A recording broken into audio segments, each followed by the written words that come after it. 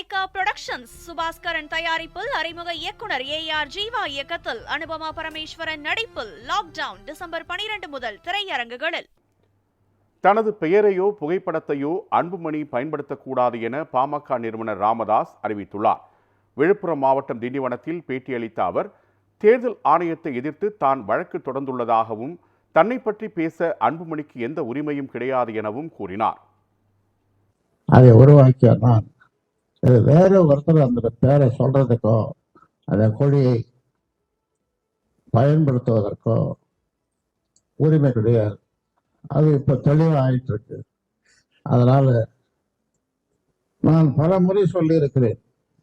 என்னுடைய பெரிய மகள் ஸ்ரீகாந்த் வீட்டிலேயே நான் சொல்லியிருக்கேன், எங்கேயும் சொல்லியிருக்கேன்.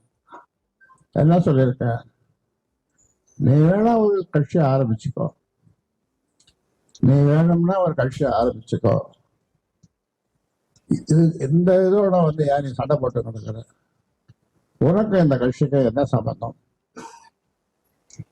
நீ வேணா ஒரு கட்சியை ஆரம்பிச்சுக்கோ, என்னை பற்றி பேசுவதற்கு உனக்கு எந்த உரிமையும் கிடையாது, தெளிவா சொல்லிடுற தீர்ப்பு.